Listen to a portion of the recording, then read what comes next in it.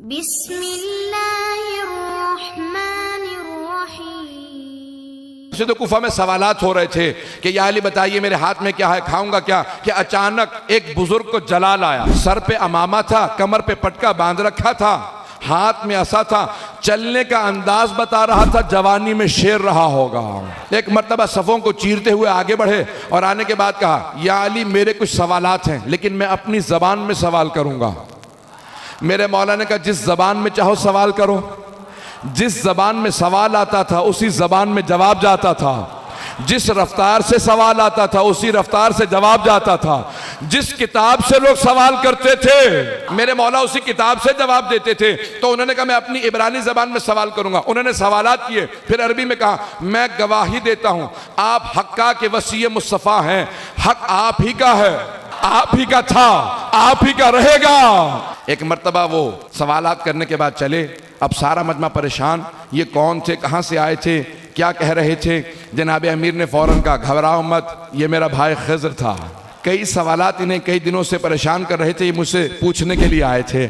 میں نے جناب خضر سے متعلق کہا تھا بچپنا ہے امام حسن مجتبیٰ کا، 4 برس کے ہیں، جناب رسالت میں آپ کے زانوں پہ تشریف فرما ہے۔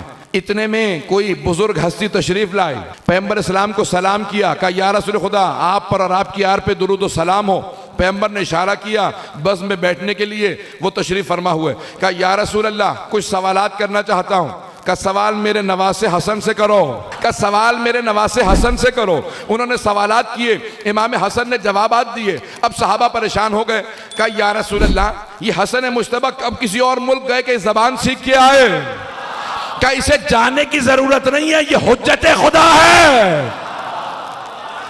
کہ یا رسول خدا یہ کون تھے، کس زبان میں سوال کر رہے تھے، کہ یہ میرا بھائی خضر تھا، اپنی زبان میں سوال کیا۔ حسن نے جواب دیا کون ہے جناب خضر؟ جب جناب موسیٰ کو سیکھنا ہو، توجہ، جناب موسیٰ کو اللہ نے کہا موسیٰ جاؤ جا کے میرے عبد صالح کے پاس دوبارہ سیکھو۔ جب جناب موسیٰ کے ذہن میں صرف خیال آیا کہ مجھ جیسا کون ہوگا، اللہ نے مجھے صاحب کتاب بنایا، صاحب شریعت، صاحب امت، میں نے فرعون کو شکست دے دی۔ اللہ نے کہا موسیٰ ذرا ایک مرتبہ دوبارہ جاؤ سیکھنے کے لیے۔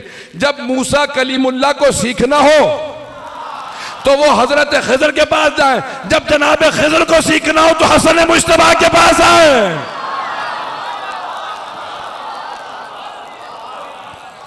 یہ حضرت امام حسن مجتبیٰ علیہ السلام ہے کہ جہاں انبیاء سلام کرتے نظر آئیں گے۔